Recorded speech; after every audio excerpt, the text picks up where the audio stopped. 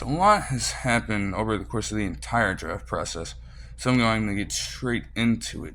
And I will, in this one, cover all of the picks, list them off, and all of the player movement before and after the draft will be accounted for as well.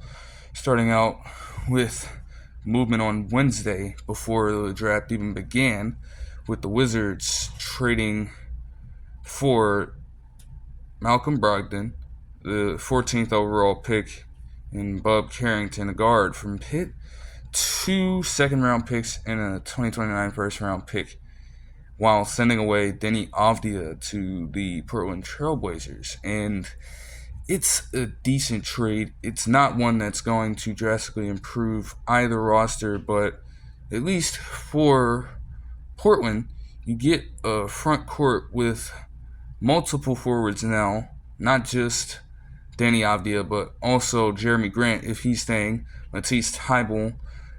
All of them can play very capable defense, have decent enough offense, but nothing mind-blowing there. And for Malcolm Brogdon and the Wizards, well, he is, if nothing else, a leader that they are going to need in that locker room because they don't have it. You shouldn't be depending on Kyle Kuzma for it, and Jordan Poole has already proven in less than a full season of work that he's not capable of leading a team by himself.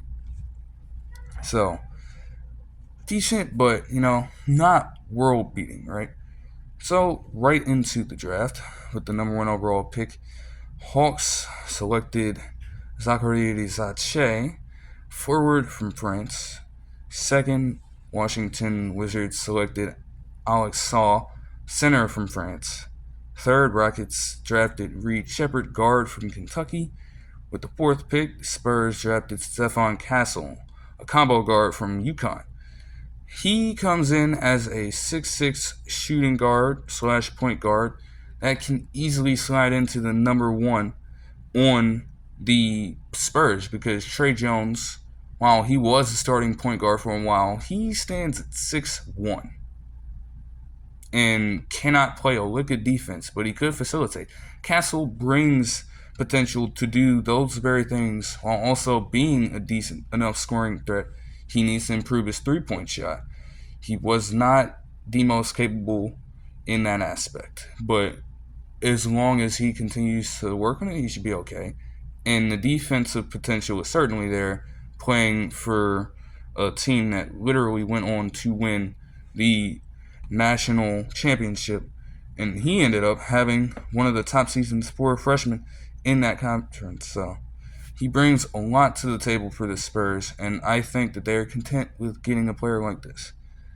With the 5th overall pick, the Pistons drafted Ron Holland II, a small forward from the now defunct G League Ignite.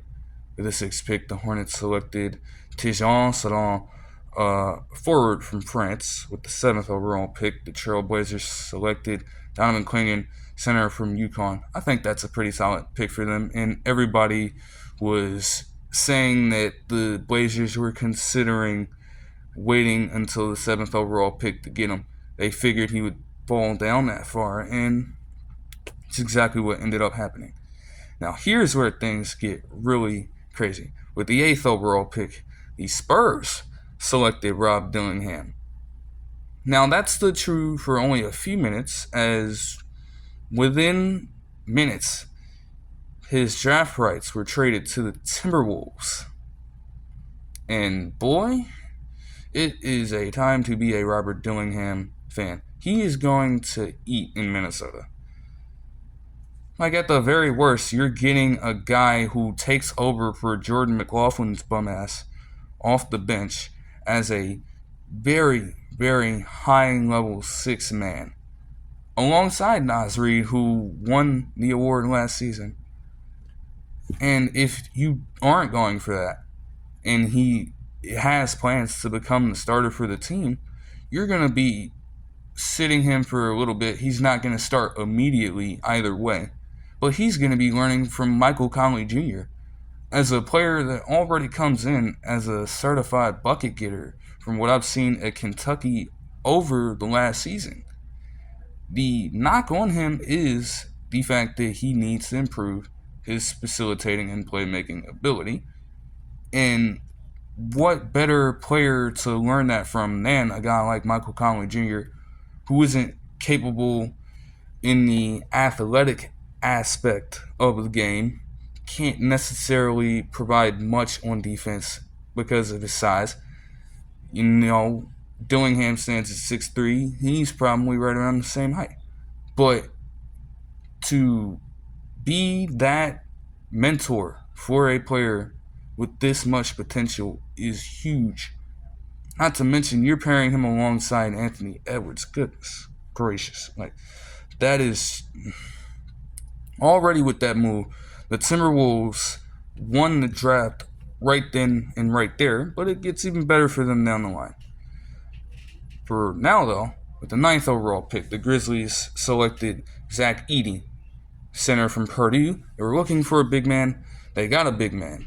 The problem with him is, how is that lack of mobility going to work against him if he can't improve that over the course of some time?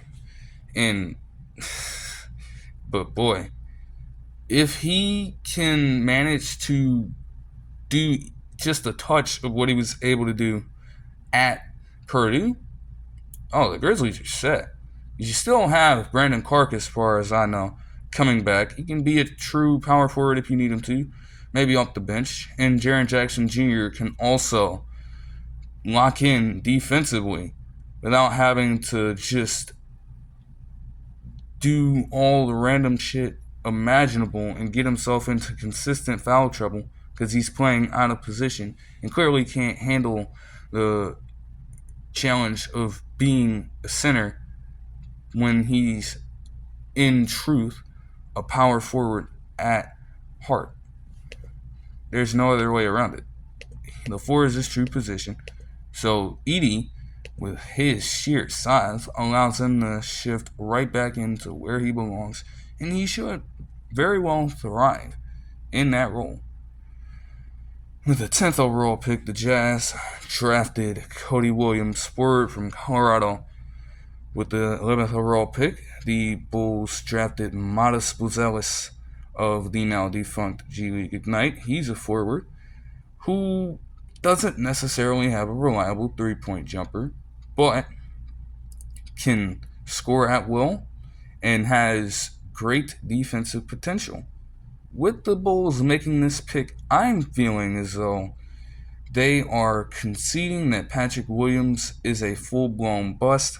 They are trying to get him out of their timeline. He is no longer a factor in what they are trying to achieve, if anything at all, over the next few seasons. It's a wrap.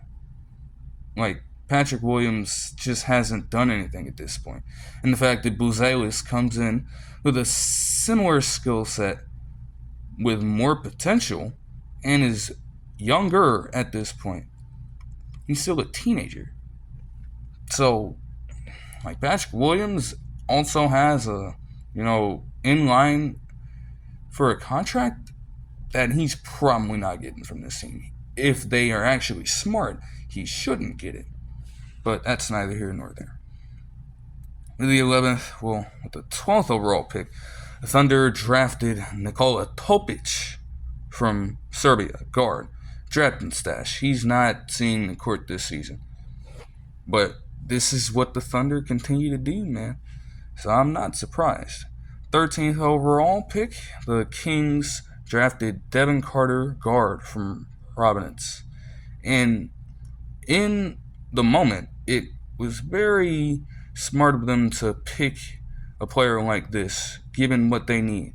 Later on, it would become very key for their next step forward, as what happened later in the day would suggest. 14th overall pick, already mentioned it. 15th, the Heat select Kel'el Ware from Indiana, center. Tall center, too. 7 foot, pretty standard size for a center in today's league. And, he has some traditional skill sets. Can shoot a little bit, but is inconsistent. Nonetheless, I think he would be very solid as a starter for the team.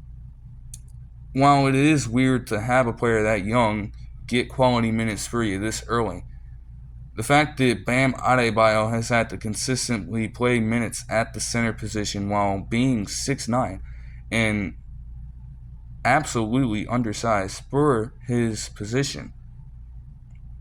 To have a player that stands at 7 foot take on the 5 role is key and can honestly unlock Bam Adebayo's game a little more than what we've seen from him in seasons past.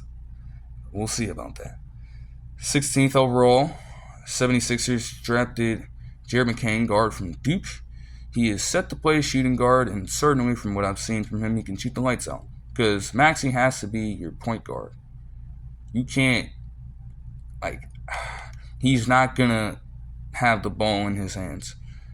And that should not be the game plan if you're the 76ers at all. 17th overall, Lakers drafted Dalton Knecht from Tennessee, forward. And it's great to see that Dalton Knecht has been able to make it this far. At 23, he's one of the older rookies in the draft. But for him to come all the way from Northern Colorado and D2 basketball team to now putting himself in a position at Tennessee where he was just going ballistic, especially in March Madness. Game against Purdue, he gave it his all in that one, but Zach Edey was just too formidable for everybody else to account for, and they ended up losing that game. He comes in, he's going to be ready to play, and it got to the point where J.J. Redick even started drawing up plays specifically for him as they were getting ready to draft him. So that's very interesting. It's a solid pick by the Lakers, though. You got to give them respect for that. 18th overall, the Magic drafted Tristan da Silva from Colorado, forward. The 19th overall pick, the Raptors drafted Jacoby Walter, guard forward from Baylor. Given the fact that he can play both of those positions while being able to shoot efficiently, certainly helps out the Raptors. Smart pickup by them. With the 20th overall pick, Cavs drafted Jalen Tyson, guard from California. 21st, Pelicans drafted Vez Misi, center from Baylor. With the 22nd overall pick, Nuggets acquired the draft rights to Deron Holmes, the second center from Dayton, from the Suns. With the 23rd overall pick, for whatever reason, the Bucks chose to draft A.J. Johnson, a guard from the United States who played basketball over in Australia for the NBL. I don't understand it, and honestly, they showed a few highlights. I'm like, if he can't play a lick of defense, then he doesn't even help out the Bucks right now. That's just the truth. With the 24th overall pick, the Wizards acquired the draft rights to Tyshawn George from Miami, from the Knicks. The 25th overall pick, the Knicks drafted Bakoum Darrier from France, forward. With the 26th overall pick, the Knicks acquired the draft rights to Dylan Jones from the Wizards, then traded him to the Thunder. He is a guard from Weber State. With the 27th overall pick, the Timberwolves would just continue to cook up moves in the draft. They drafted Terrence Shannon Jr., guard from Illinois. Now, obviously, the allegations against him were prevalent. He was found not guilty recently and was able to enter his name and get selected by a team. But certainly all of that coverage was looming over all of the front offices, and that certainly led to him falling down. I have no doubt about that, but he's going to come in not even just being able to play defense, but his playmaking ability is very, very good and exactly what the Timberwolves need. They just continue to build up on that, and it's smart. It's not going to get them a championship, though. The 28th overall pick, the Suns acquired the draft rights to Ryan Dunn from Virginia, from the Nuggets. He is a 6'6" guard With the 29th overall pick, the Jazz drafted Isaiah Collier, guard from USC. With the 30th overall pick, the Celtics drafted Baylor Shireman, forward from Creighton. Another player who can just shoot the lights out. That's what the Celtics, they really needed to do that. That just wasn't necessary. Now, Shireman is 24, which is just, it's unorthodox for sure to have somebody that old get drafted in the first round, but he's gonna come right in ready to play and just ready to crush other teams' hearts at different points of time. I already see it.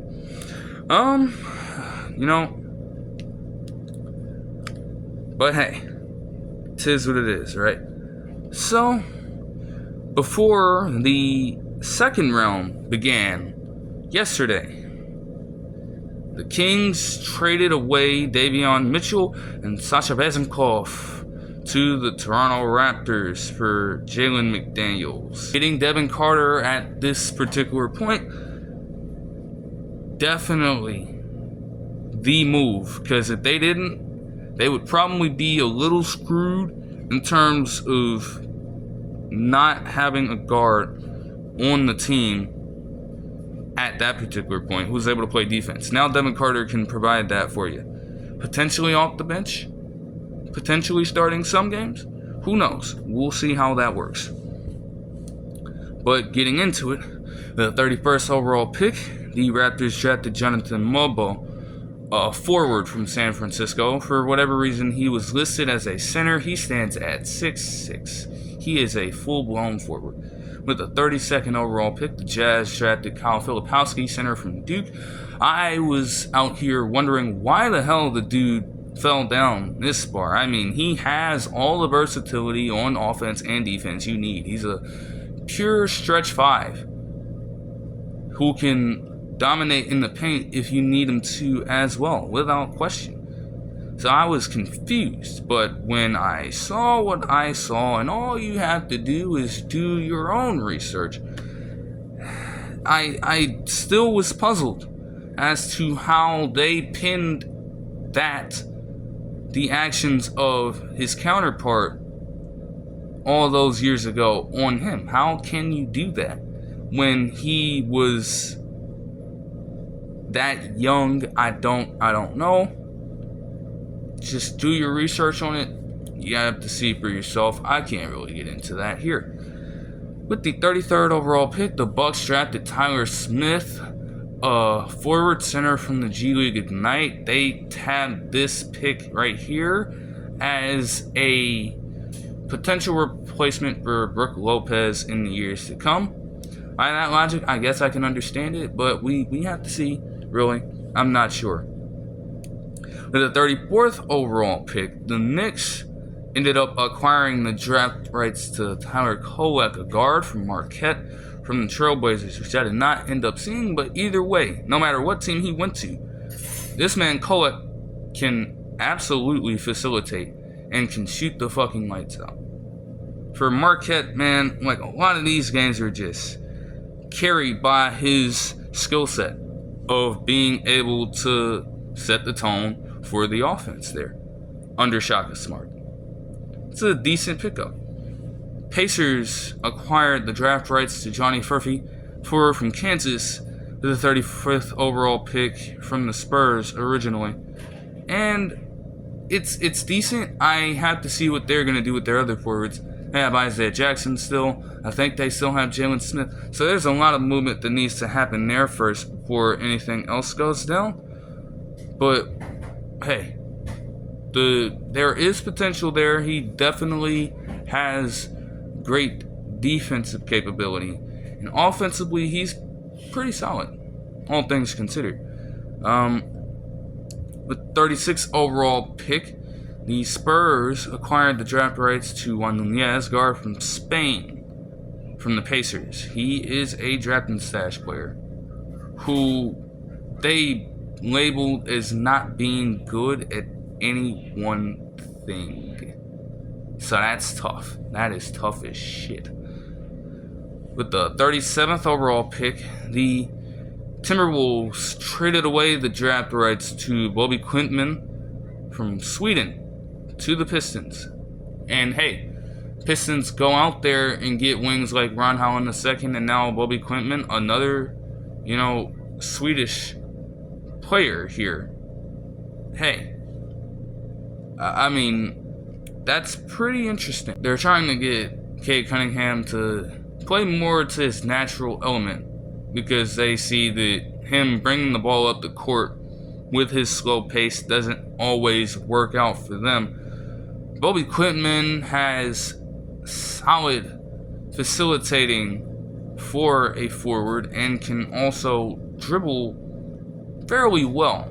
So that could be intriguing. If he develops well enough, they may try some things out. With the 38th overall pick, the Thunder acquired the draft rights to AJ Mitchell from California Santa Barbara from the Knicks. He is a guard. With the 39th overall pick, the Grizzlies drafted Jalen Wells from Washington State, a forward. With the 40th overall pick, the Trailblazers drafted also Iguodala from Marquette, then traded his draft rights to the Suns. The Knicks originally had the pick. The 41st overall pick, the 76ers drafted Adam Bona, a center from UCLA. With the 42nd overall pick, the Hornets drafted KJ Simpson, a guard from Colorado. Seen a fair amount of games from KJ Simpson, especially in the NCAA tournament, and he was a pretty good player. Now, for the Hornets, maybe he could spot you some starts if a player like LaMelo Ball is hurt. That's what I'd say. So, to get a pick that late, that's a pickup that would certainly help them out in the long run. 43rd overall pick, the Heat drafted Nikola Jurisic, a forward from Serbia, then traded his draft rights to the Hawks. The 44th overall pick, the Rockets drafted Pele Larson, a forward from Arizona, then traded his draft rights to the Heat. The 45th overall pick, the Kings drafted Jamal Shead, a guard from Houston, then traded his draft rights to the Raptors. He is a player who is going to be all about defense, but largely absent on the offensive side of the ball. No team should really depend on him to do much there, because with the lack of efficiency from the three-point line and him largely being a table setter, not a pure scorer for the Houston Cougars, it's not gonna all of a sudden be a different ball game for him in the league. A lot of that stuff is going to remain consistent. With the 46th overall pick, the Clippers drafted Cam Christie from Minnesota. With the 47th overall pick, the Magic drafted Antonio Reeves, a guard from Kentucky, then traded him to the Pelicans. With the 48th overall pick, the Spurs drafted Harrison Ingram, a guard. With the 48th overall pick, the Spurs drafted Harrison Ingram, a forward from North Carolina. With the 49th overall pick, the Pacers drafted Tristan Newton, a guard from Connecticut. Then drafted Enrique Freeman, a forward from Akron, with the 50th overall pick. So I had back-to-back picks in this one. With the 51st overall pick, the Knicks drafted Melvin Ainsa, then traded him to the Mavericks. He is a forward who can stretch the floor. Seems just about right for the Mavericks. It's not going to be a direct PJ Washington replacement, but it only helps to add more depth to their team. And if you need to insert him into the game, he can get you some buckets on the outside, especially after their performance in the NBA Finals of legitimately not being able to make enough threes to compete with the Celtics. That was hell for them. So they had to find a way. I'm going to intentionally skip the 52nd overall pick for something later. With the 53rd overall pick, however, the Pistons drafted Cameron Spencer, a guard from Connecticut, then traded his draft rights to the Grizzlies. The 54th overall pick, the Celtics drafted Anton Watson, a forward from Gonzaga, decent player. With the 55th overall pick, the Lakers make history and draft LeBron James Jr., a guard from USC, making him and LeBron James Sr. the first father-son duo in the NBA, and all things considered, it is a truly cool moment, but I have no respect for Rich Paul just trying to rub all his fingerprints over the fucking thing and just have an impact. He literally forced everybody's hand by calling every other team in the league and telling them to not draft LeBron James Jr. or he was going to leave their team for Australia so as not to have any contact with him at all. Which, who are you to try to control his career and make him out to be something that he probably isn't? You're just putting him in a bad spot from a leverage standpoint.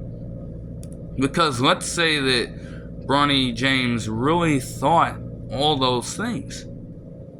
Yes, again, accounting for the fact that he was in a life or death situation last summer and missed a lot of time last college basketball season trying to recover from it. If he really was acting like a diva player, like Rich Paul was stating he would probably be to try to get every team scared off trying to draft him, how would that even look for him? The numbers, the output does not. He would not have any room to say anything. That's impossible. But you're gonna put him in a very risky spot. But the rest of the league, what happens if he gets to the Lakers, doesn't really produce, and then tries to move to another team in the future? Who's not to say that they don't remember what Rich Paul tried to do at this very point in time? And it cost him in the long run. That would be the most unfortunate thing. But when taking it as it is, just looking at the fact that he was drafted, it's decent. It's decent, and it makes for a pretty cool moment. It's just, Rich Paul just fucking ruined it. With the 56th overall pick, the Knicks acquired the draft rights to Kevin McCullough Jr., a guard from Kansas, from the Suns. He's a decent prospect, but his injury problems made him fall down this far. He can provide a little bit for the Knicks, I suppose. But, if you manage to keep both him and Kolek, it is going to be a question as to who is going to be the main guy to focus on there in terms of developing. One of those guys may not truly pan out for them, but that's okay. With the 57th overall pick, the Timberwolves acquired the draft rights to Ulrich Chumchi from the NBA Academy in Africa. He is a forward. Then his rights were traded to the Raptors. And with the 58th overall pick, the Mavericks drafted Ariel Hukparty, center from Germany, then traded his draft rights to the Knicks. So that's everything there, but a lot of chaos is still going down. Earlier today, the Raptors chose to re-sign Immanuel Quickley with a $175 million contract over 5 years. Now, again, like I stated yesterday, his numbers very well improved, not just over the course of the regular season last season, but specifically in the 38 games he played with the Raptors. I feel like it is a small sample size to gauge giving a player like Quickley that kind of money again, this is another thing of just hoping it pans out, because when you have a player that jumps up from 15 points per game, then 17 overall in the next season, including 19 with your team, while averaging 7 assists, it looks good to start out. But how will things develop in the long run? We will wait to see. He's still fairly young though, and he is going to be the guy manning the offense. So I suppose you feel like you have to make this move. It's decent. We'll see how it plays out. Later on today, Dallas traded away Tim Hardaway Jr. and 3 second-round picks to Detroit for Quentin Grimes. All things considered, it's a win-win for both teams. I mean, Detroit is not expecting to compete, so you can take a chance at just getting an older veteran in there who isn't necessarily, not even close, one of the worst, honestly. Yeah, one of the worst at what he does. Let's keep it frank. While also getting back a decent amount of draft capital in the future. So you can properly tank for the first time in, like, however long, right? And Quentin Grimes serves as a young player that has upside for the Mavericks. Could be a solid role player off of the bench. And I was surprised, honestly, that the Pistons didn't decide to keep him. There were rumors going around that they would try to potentially get some things going to help him lead the second unit for the Pistons. But that can't happen now. We'll see if the Mavericks try to do a similar thing or just give him an increased role in a way. With the Pelicans also, boy, they are getting a guy. They traded away Larry Nance Jr., Dyson Daniels, and 2 first-round picks just a few hours ago to the Atlanta Hawks in exchange for none other than Dejounte Murray. It is exactly what the Hawks could have asked for at this point. If you're going to have to trade away either Trae Young or Dejounte Murray, you wanted to get something of worth back for an asset like that, and they did. They get a guard that's younger, who, honestly, Dejounte Murray is, labeled as a good defender for a point guard, shooting guard. Cannot necessarily shoot, but gets a lot of mid-range points. Dyson Daniels is a similar way. Can't necessarily shoot. He can facilitate. He can play a hell of a lot of solid defense for any team that he gets a chance with. And he gets to bring that talent to the Hawks. Larry Nance Jr. is just... he's just there. The 2 first-round picks are the icing on the cake, but Larry Nance Jr. just he just gets passed around like a blunt these days, to be honest. He gonna do what he always do. He's a solid lob threat. You can play some decent defense for you, but nothing much more than that. He's a solid player in his role. I don't think that's ever really gonna change about him. But now, and this is why I'm saving this for last. There is a lot, ever since I talked about this in the last video, on how they were willing to offer Paul George a 4-year max extension. There's a lot of fuck shit going on with the Warriors right now. So with the 52nd overall pick, let's talk about it. Before the draft even begins, we hear from Woj in the morning yesterday that the Warriors traded the 52nd overall pick to the Thunder for none other than Lindy Waters, who was in the G League this season. That Lindy Waters III.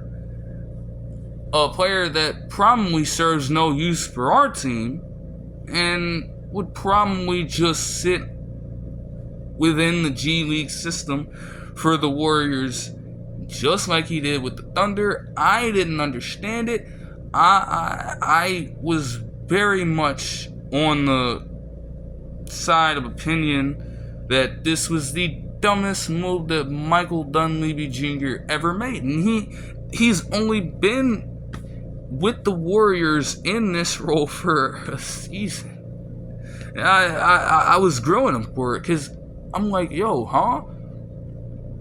And everybody else was fairly confused for a while as well. Then when it came time for the draft, the Thunder get the 52nd overall pick and drafted Quentin Post, a center from Boston College. He stands at 7 foot tall. He's a Dutch center who dominated from games that I saw of Boston College playing against teams like Duke and North Carolina. Absolute dog. And that's the guy. I'm looking at the draft and I'm sitting there like, that's the guy the Warriors could have drafted. You know you need a big man. You trade away the pick before you even give it a chance, and the Thunder just shaft us and get a center who could complement Chet Holmgren in a way. Have Chet Holmgren play power forward truly and get a player with a little more weight to him in the paint. Just bang players down low. Like, this is how you do us? Sam Presti's just to go to this shit. This is why he's one of the best GMs. But then craziness ensued. His draft rights were traded to the Portland Trail Blazers later on. And then something rolled around in all the heads of the Warriors members of the front office. They're like, oh, that's who we drafted. Hey, look here. We can get this guy. We can get him. Hold on, let's try and see what we can work with here. Golden State offered up some bread, some cash. And the Blazers, who over the past couple seasons, they have consistently traded with the Warriors for whatever reason, and the Warriors just always seem to win. And they get the draft rights to Quentin Post back. So now the Warriors are possessing a true big man for the first time in what feels like more than a decade, since they had Andrew Bogut and Festus Ezeli. Even Damian Jones to an extent, but he wasn't really that good. And those who were not following this you will never know that the 52nd overall pick was literally traded 3 different times in a single day. The Warriors initially had the pick anyways. The most unorthodox roller coaster ride you will ever see from NBA player movement. They end the very day with the pick they started out with. That is something. That is truly something. However, it's not even over.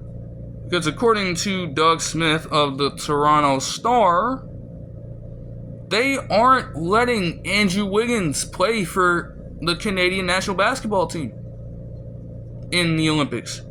They are trying their best to prevent him from playing because they feel like it's now time to move him. And they don't want to run any risk at all of him getting hurt. They want him as healthy as possible when they trade him to get the most value out of him.